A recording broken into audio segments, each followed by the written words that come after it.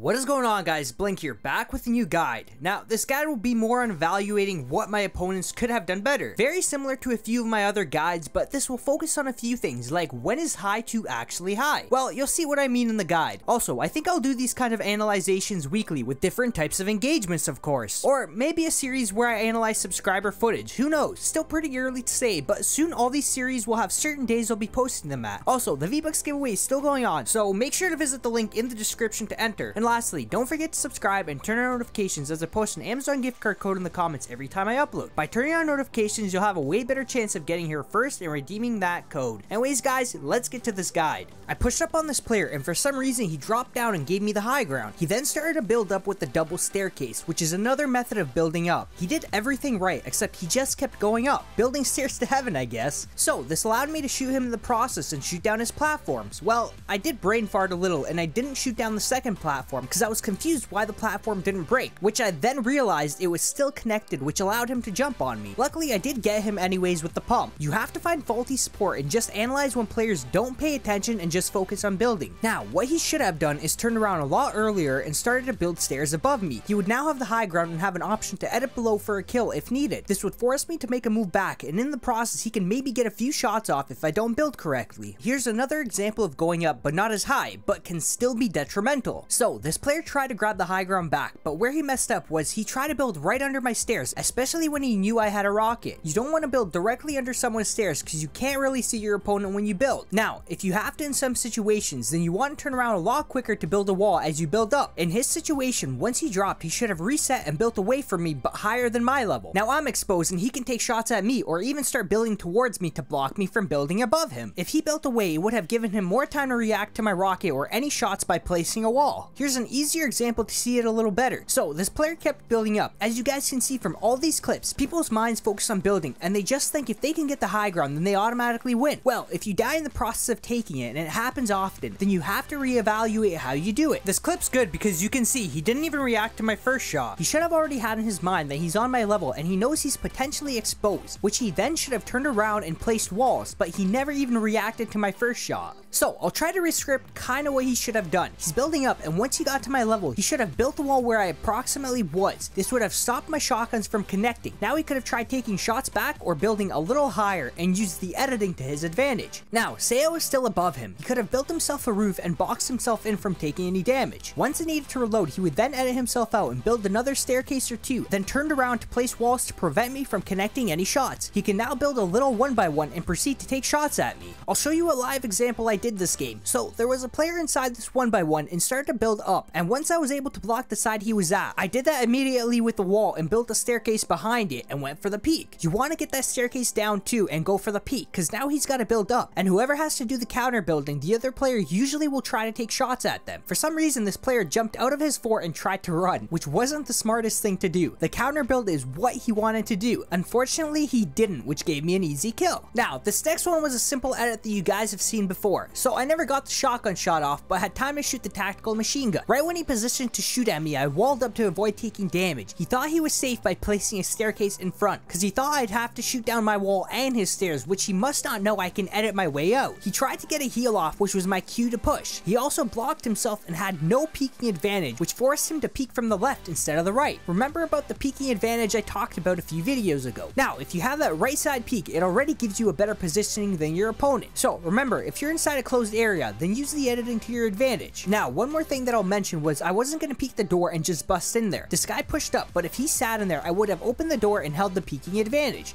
Now, about sitting inside places. Well, here's a tip if you're inside a building. Place a floor above the stairs. This will stop any players from sneaking up on you, and you'll be able to edit the floor to check up on any players above or underneath. Confirm the edit once the opponent pulls out his pickaxe. He doesn't realize I'm able to edit, which he's not prepared for. Now, unfortunately, it did not go as planned, and it was a potato battle from here on out. But you guys can kind of visualize how it was supposed to play out. It's a very, very useful way to outplay your opponent's early game. So I'll explain a few things of what not to do in certain situations. So I saw this player running around and I decided to engage. Sniper first, of course. If you have a sniper, take a shot with it first because of the critical damage, and it only takes a second to pull out the rifle right after. Unfortunately, I did miss a sniper shot, but I was still able to finish the opponent off without pushing. Let me explain what he did wrong. Well, you guys might have noticed it. Stairs instead of walls. If you get shot and you have no clue from where, then pull the walls out, not not the stairs. A wall will cover you from head to toe, while a staircase might expose the upper half of your body. Unfortunately, his stairs were going underground, although if they were properly positioned, I still would have been able to see him. So remember to place those walls if you have no clue where you're getting shot from. Alright, well, what if you get your walls down like this player did but still take damage? What do you guys think this player did wrong? Well, he didn't place down stairs behind his wall and never even tried to pressure me back. Every time I destroyed his walls, he would take damage and rebuild a new wall. He could have built a staircase behind for some extra support and went for an opportunity to peek me. He also could have built a taller 1x1 for some extra height. If he built a 1x1 around my level and then tried to build aggressively, then that would have been more of a fair fight. Well, that's it for the guide. Just some analyzations that can better some playstyles. Maybe you guys have been in these situations and can better visualize what you did right or wrong. Anyways guys, if you have enjoyed this guide, then a like and a sub would be greatly appreciated. So thanks a lot to those who are subscribed and like each one of these videos, as it does help me out a lot. Anyways guys, I hope you have a great rest of your day or night, and I'll see you on the next one.